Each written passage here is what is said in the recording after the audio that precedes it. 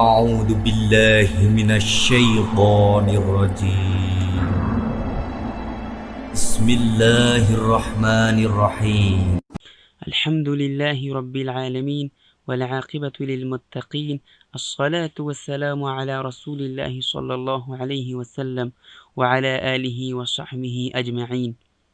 د نوراني قاعده د درسونو په سلسله کې نن موږ او تاسو د نوراني قاعده درېمه تختۍ یا درېم درس وایو. د درس د پیل څخه مخکې ځینې یادونې دي، هغه دا دي چې کم حروف چې دوه حرفي وي هغه یو الف کشیږي او کم حروف چې درې حرفي وي هغه درې الف کشیږي. اوس نو پوښتنه دا پیدا کېږي چې دوه حرفي او درې حرفي څنګه به سره بیل کو، څنګه سره وپېژنو.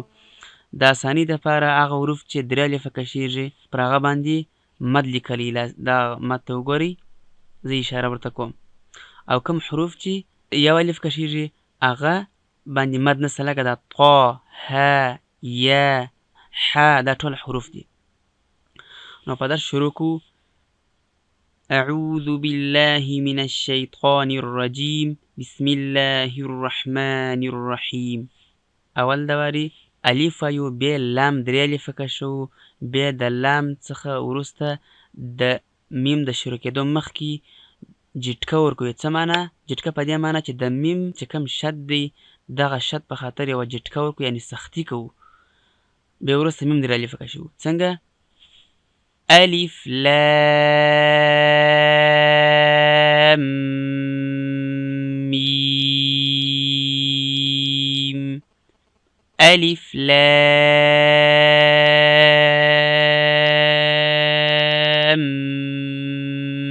میم. ګورئ زه پله الف نرم وم، بیا لام درې الفه کشوم، پر میم باندې غنه کوم او میم درې الفه کشوم او د شد سختي هم کوم. څنګه؟ توجه وکړئ. الف لام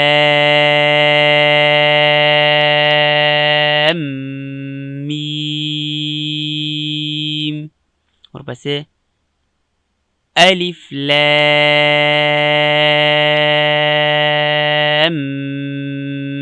میم صاد.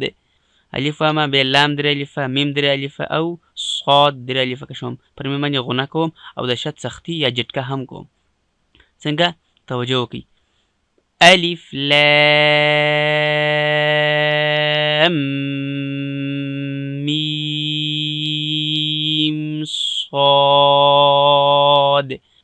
الف لام میم صاد. ورپسې الف لام را. الف لام را. الف نرم، لام نرم او را ډکول کېږي. الف لام را. ورپسې الف لام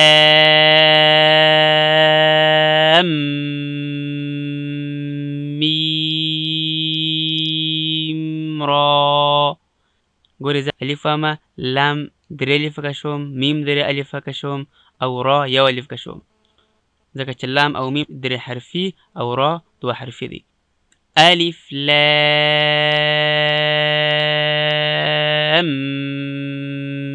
میم را. ورپسې کاف ها یا عین صاد. کاف درې الفه، ها او یا یو الف، عین درې الفه او صاد هم درې الفه. د عین څخه وروسته اخفا کوم، خو اخفا هم ډکه اخفا، تشه نه. څنګه؟ کاف ها یا عین صاد. توجه وکړئ. کاف ها یا عین صاد. ورپسې طا یو الف، هم یو الف کشو، طا ډکه او ها نرمه وام. طه، توجه وکړئ، طه طه. ورپسې طا سیم، بیا میم وایم. طا سین نه وایو، سیم وایو ځکه چې دلته شد دی، میم مشدد دی. نو طا سیم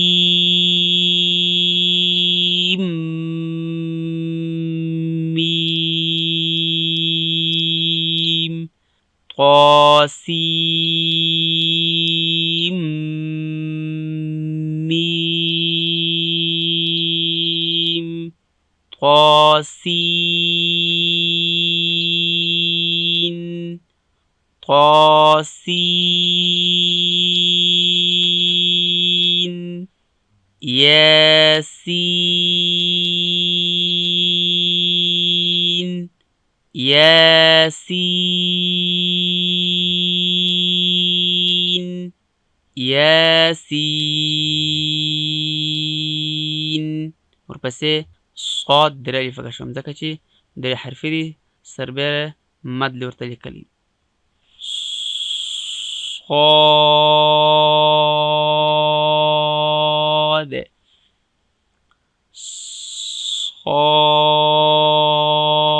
صاد، توجه وکړئ، صاد ډک ولیکئ. ورپسې حمیم، حمیم نرم، حمیم. ورپسې حمیم عین سین قاف. ح یو الف، میم درې الفه، عین درې الفه، سین او قاف هم درې الفه. خو د عین څخه وروسته چې کله سین شروع کوو نرمه اخفه د، او چې کله قاف شروع کوو د قاف د شروع کېدو مخکې ډکه اخفه کوو. څنګه؟ توجه وکړئ. حمیم عین سین قاف. حمیم عین سین قاف. ورپسې قاف درې الفه او ډک، قاف. او اخیری نون هم درې الفه کشم ځکه چې درې حرفې دي. نون، نون.